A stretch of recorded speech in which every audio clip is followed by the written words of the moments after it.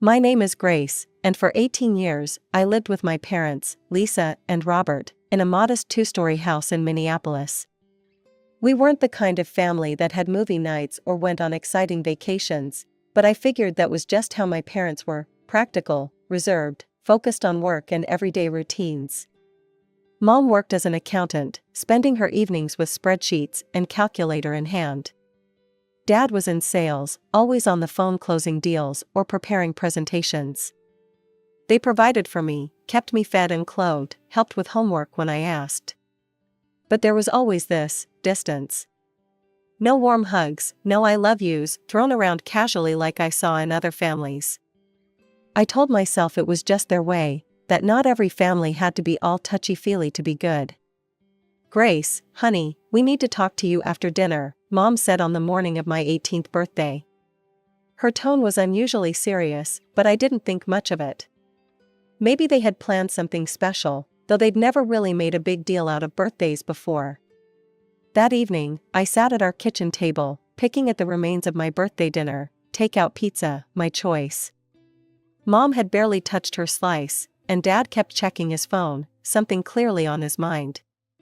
"So, Grace," Dad finally spoke, putting his phone down. "Your mother and I have been planning something for a while now, and since you're 18 today, it's time we told you." I perked up, expecting maybe news about college preparations, or perhaps even a surprise gift. What came next hit me like a bucket of ice water.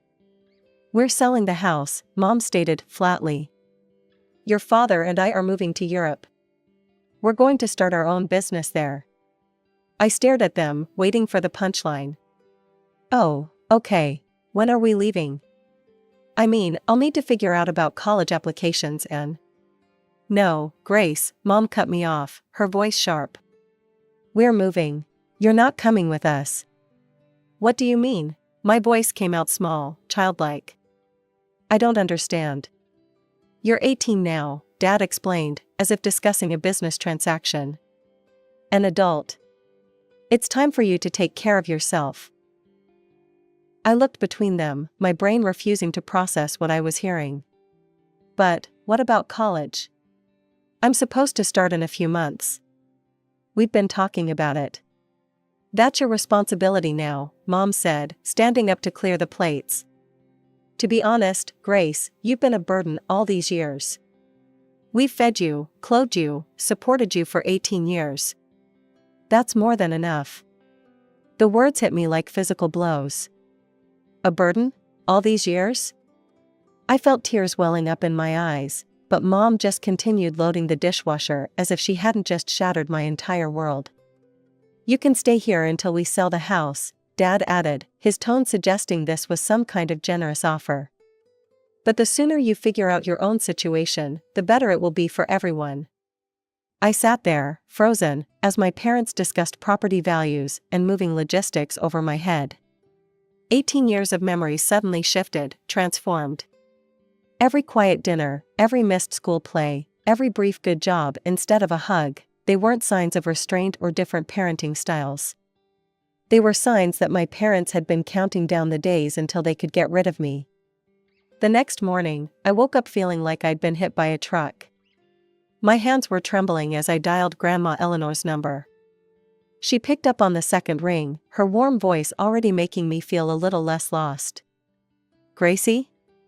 Is everything okay, sweetheart? You never call this early." I could barely get the words out, but somehow I managed to tell her everything: the birthday dinner, their announcement, Mom calling me a burden. With each detail, I heard Grandma's breathing getting heavier on the other end of the line. "Those absolute," she muttered something under her breath I'd never heard her say before. Then, in a stronger voice, "Pack your bags, Gracie. You're coming to live with me. Right now." I didn't need to be told twice. I grabbed my largest suitcase from the attic and started throwing in everything I could think of: clothes, photos, my laptop, the few pieces of jewelry I owned. My hands were shaking so badly I could barely zip the suitcase closed. Downstairs, Mom and Dad were still talking about property values. They barely looked up when I dragged my suitcase past them and out the door. No goodbye, no questions about where I was going. Nothing.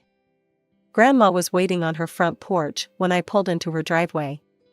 She wrapped me in one of her bear hugs, the kind of hug I'd always wished I'd get from Mom, and led me inside the cozy house I'd visited so many times before. Over cups of her famous hot chocolate, with extra marshmallows, just like when I was little, Grandma laid out her plan. "First things first, you're going to college," she declared, her tone leaving no room for argument. "I've got savings, and they're going to good use sending my grandbaby to school." "Grandma, I can't take your money." "You're not taking anything. I'm giving it." She reached across the table and squeezed my hand. "And there's something else you should know. I'm changing my will." I looked up, surprised. Grandma's expression was fierce. "This house, my savings, everything's going to you, Gracie. Not a single penny to your mother. This house isn't much, but it's paid for. The savings aren't millions, but they're enough. It'll all be yours." Later that evening, as we sat in her small but immaculate living room, Grandma brought up one more point. "We need to agree on something, Gracie," she said carefully. "I think it's best if we keep the details of all this between ourselves. No need to air dirty laundry to the rest of the family." I nodded, understanding immediately. "I don't want to talk about it anyway." "Good," Grandma said, patting my hand. "Let them think what they want. We know the truth, and that's what matters." College life fell into a comfortable routine. Each morning, I'd wake up to the smell of Grandma's coffee and the sound of her humming in the kitchen. We'd have breakfast together before I headed to my classes, and in the evenings, I'd tell her about my day while she worked on her crossword puzzles. Occasionally, relatives would drop by to visit Grandma. During one such visit, Aunt Sarah mentioned casually, "Oh, did you hear? Lisa and Robert finally made it to Europe. Opened some kind of business there, I hear." I just nodded and excused myself to study. I didn't want to know more. What was harder to handle were the comments about my independence. They came regularly, wrapped in admiration that made me want to scream. "You're such a strong young woman, Grace," Uncle Mike said during one visit. "Taking charge of your life, moving out on your own. Very mature of you." "It's admirable how you decided to make your own way," Cousin Rachel chimed in. "Not everyone your age would choose independence over living with their parents." Each time, I'd force a smile and change the subject. It didn't take long to figure out the story my parents had spun, their driven, independent daughter, so eager to strike out on her own that she'd moved out right after high school. It was easier to let everyone believe it. The truth hurt too much to share. Then came the worst day of my life. Grandma had been feeling tired for weeks, but we both brushed it off as just age catching up with her. By the time we realized it was more than that, it was too late. The doctor said words like aggressive and advanced stage, and before I knew it, I was holding her hand in a hospital room, watching her slip away. "You're the best thing that ever happened to me, Gracie," she whispered one night, her voice weak but her eyes clear. "Don't you ever forget that." She died 3 months later, a year before I was set to graduate. The funeral was small but well attended by family. Everyone came except my parents. Aunt Sarah told me they'd been informed but said they couldn't make it back from Europe on such short notice. I graduated with honors the following year, clutching my diploma and fighting back tears because the one person I wanted to see me walk across that stage wasn't there. But Grandma had prepared me for everything, even her absence. Thanks to her generosity, I had options. I used some of the inheritance to buy a lovely apartment closer to downtown, where I'd landed a job at Preston and Associates investment firm.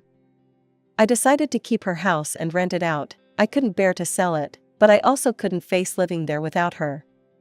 Life has a funny way of surprising you when you least expect it. That's how I met James. He walked into the wrong conference room at Preston and Associates, looking for a client meeting that had been moved. Instead, he found me preparing for a presentation, surrounded by scattered papers and empty coffee cups. "Either this isn't the Thompson meeting, or they've really changed their marketing strategy," he joked, gesturing at my chaos. I couldn't help but laugh. Next door. But hey, at least you found someone who appreciates a good coffee addiction. One coffee date led to another, and before I knew it, we were spending every free moment together. James was different from anyone I'd ever met, warm, genuine, and incredibly patient. When I finally told him about my parents one night, he just held me and listened, not trying to fix anything or offer empty platitudes. "You didn't deserve that," was all he said, wiping away my tears. Not any of it. A year and a half after that wrong turn into my conference room, James took me to dinner at the restaurant where we'd had our first date. He seemed nervous all evening, fidgeting with his napkin and checking his pocket every few minutes. When dessert arrived, I found a ring nestled next to my chocolate soufflé, a stunning diamond that caught the candlelight and scattered it across our table. "I want to build a family with you," he said, his voice shaking slightly. "A real one, filled with all the love you should have had all along." I said yes through happy tears, and for the first time in years, I felt truly, completely whole. The next day, I posted a photo on social media, my hand with the ring, James hugging me from behind. "Said yes to forever with my best friend," I wrote, my heart so full of joy I thought it might burst. 2 days later, the message appeared in my inbox. My mother's name popped up, and my stomach lurched. "Dearest Grace, your father and I just saw your wonderful news. We are so incredibly happy for you. We know we have no right to ask this, but we've spent years regretting how we treated you. Not a day goes by that we don't think about our terrible mistakes. We'd love to come to your engagement party, to try to make amends. We understand if you say no, but we miss you so much. Love, Mom and Dad." I stared at the message until the words blurred. When James came home, I showed it to him, my hands trembling. "What do you think?" I asked, hating how small my voice sounded. James read the message twice, his arm around my shoulders. "I think it's entirely your decision. But if they've genuinely changed, if they're truly sorry, maybe they deserve a chance to prove it." I thought about Grandma, about what she would say. She'd probably tell me to be careful, but follow my heart. "Okay," I whispered, more to myself than to James. "One chance." I wrote back a short message. "The party is next Saturday at 7. You can come at 6 to talk first." My hands wouldn't stop shaking as I got ready that Saturday evening. James squeezed my shoulder and kissed my cheek before heading out to pick up the catering, leaving me alone to face my parents. At exactly 6 p.m., the doorbell rang. I opened the door to find them standing there, Mom in an expensive-looking dress, Dad in a crisp suit. They looked exactly the same, yet somehow like strangers. "Grace, darling," Mom stepped forward for an awkward hug. I stood stiffly, letting her embrace me but not returning it. "You look wonderful. And what a lovely apartment." We moved to the living room, where they perched uncomfortably on the edge of my sofa. Dad commented on the decor, Mom asked about my job, both of them acting like we were distant acquaintances at a cocktail party rather than family. Then Dad cleared his throat, his pleasant expression dropping away like a mask. "Grace, let's cut to the chase. We know about your situation." "My situation?" I felt my stomach clench. "Yes," Mom leaned forward, her eyes sharp.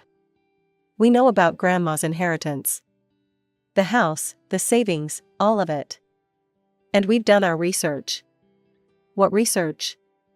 "The house is worth at least $300,000 in today's market," she stated, like she was giving a business presentation. "And knowing Mom, there must be significant savings too. Plus, we see you're doing very well, nice apartment, wealthy fiancé." "Get to the point," I said, my voice trembling. "We want $70,000, Dad announced flatly. It's less than we're entitled to, really, but we're being reasonable." I stared at them, speechless. Mom pulled out a small notebook. "I've calculated everything. As Mom's daughter, I have a right to inherit. If you don't give us the money, we'll sue for half of everything, the house, the accounts, all of it." "You can't be serious," I whispered. "Oh, we are," Dad's voice hardened. "And if you don't cooperate, We'll make sure everyone knows how you manipulated your grandmother. How you turned her against us, convinced her to cut out her own daughter. I never. It doesn't matter what really happened, Mom cut in. What matters is what people will believe. Do you want all your relatives to know how you schemed to get your grandmother's money? Want your new in-laws to hear about it? The doorbell rang again, early guests arriving.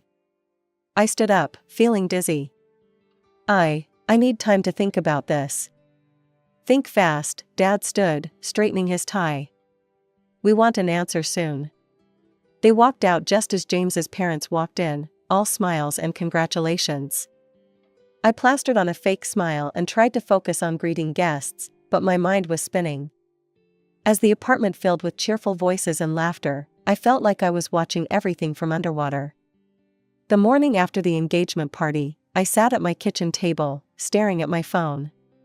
James had gone to work, but not before holding me close and whispering, "Whatever you decide, I'm with you." My hands were steady this time as I dialed their number. Mom picked up on the first ring. "Have you made your decision?" No hello, no pleasantries. Yes, I took a deep breath. "I'm not giving you any money. Grandma made her choice, and I'm honoring it."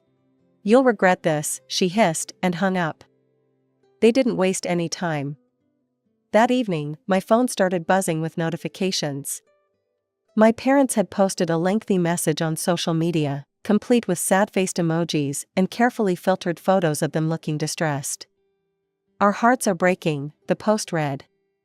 "After losing everything in Europe, our home, our business, all our savings, we turned to our only daughter for help. But Grace, who was living in luxury with her wealthy fiancé, refused to help her own parents. We are now homeless, moving between relatives' homes, not knowing where we'll sleep next week. How did we raise such a heartless child?" Within hours, the post had been shared throughout our entire extended family. My phone exploded with messages. "Grace, how could you? Your own parents. They raised you for 18 years.